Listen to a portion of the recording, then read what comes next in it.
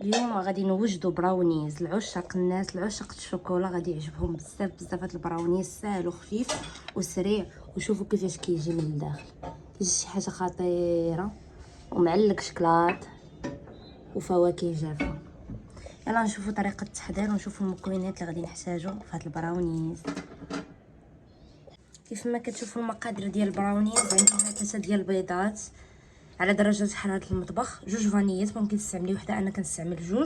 عندي هنايا الشكلاط بالحليب، ماشي شكلاط بالكاكاو والمر، شكلاط بالحليب.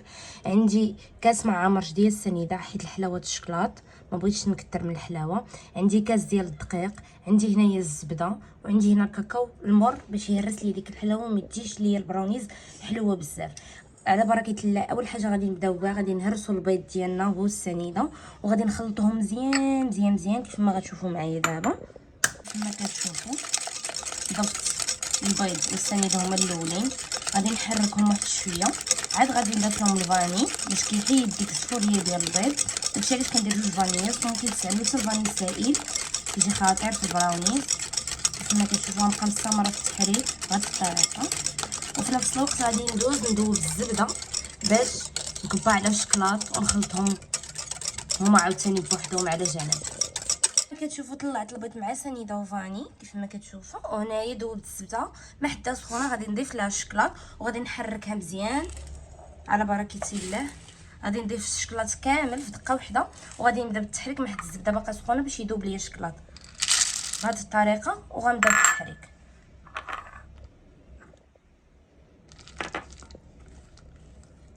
بهذه الطريقه، وغنبقى مستمره حتى يذوب ليا الشكلاط وينسجم مع الزبده مزيان ويولي عندي خليط واحد.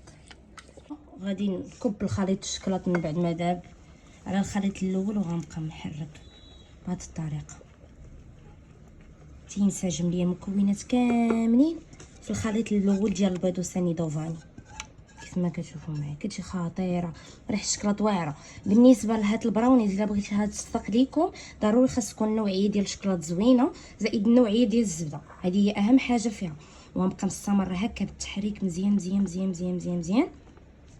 عاد غادي نضيف المكونات الاخرين اللي هو الكاكاو والدقيق. الدقيق غادي نضيفو تدريجيا، نقدر كاع ما نكملش الكاس كامل حيت هي خاصها تجي شويه خفيفه ماشي بحال الكيكه عاديه.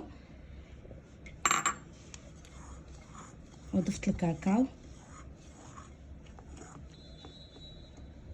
غادي نبدا نضيف في الدقيق بالتدرجات بحال هكا وغنبقى مستمره في التحريك حتى تنسجم عندي ويولي عندي قوام واحد كيف ما كتشوفوا. ومن بعد ما وصلت عندنا لهاد القوام كيف ما كتشوفوا، عندي هنا المكسرات اكاجو والكركاع، ممكن تستعملوا اي نوع ديال المقرمشات او المكسرات اللي كتبغيو. وغادي نعاود نخلط المكونات كاملين، وفي نفس الوقت كنكون شاعله الفران ديالي فوق وتحت على درجه ديال 200 وكنخليه يسخن حيت هي كتبغي الفران يكون شويه سخون.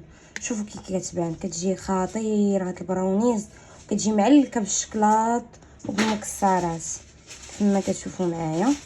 وغنبقى مستمره في التحريك، وقديت المول ديالي درت فيه بوبي كويسون وحطيته على جنب باش نكب فيه الخليط وندخلو الفران. كتشوفوا معايا كيفاش قديت البابي كويسون. دابا غادي نكب الخليط بهذه الطريقه بمساعده ديال ماما اللي ضروري خاصها تعاونني في اي وصفه كيف ما كتشوفوا. وغتحاول تقاد لي الخليط مزيان في المول وتبسطوا ليا باش يجي مقاد ويجي في طبقه واحده وقياس واحد كيف ما كتشوفوا. كما كتشوفوا بهذه الطريقه كتحاول انها تقادوا ليا من الجوانب مزيان وتبسطوا. انا شرط ليا شويه ديال الشكلاط، انا استعملت هذا الشكلاط خطير البنات زوين كيتباع عند المحلات اللي مختصين في هادشي الباتيسري. شرط ليا شويه ديال الكركاع والاكاجو، خليت شي حاجه للتزيين وقلت شي حاجه غادي نحطها غير هكا من الفوق باش الا طابت تعطيني ديك القرمشه وتجي زوينه. انا كتعجبني تكون عامره بالمكسرات الصراحه. المهم كل واحد وكيفضل البراونيز، اما بالمكسرات اما سامبل. انا كتعجبني هكا الصراحه، كتجي خطيره.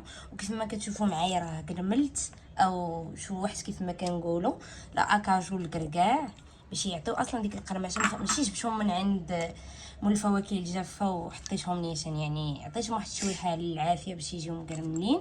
وكيف ما كتشوفي دابا كتحط ليا ماما هنا الشكلاط باش يجي دايب، كيزيدها نكهه وكيزيدها واحد الحلاوه زوينه كيف ما كتشوفوا.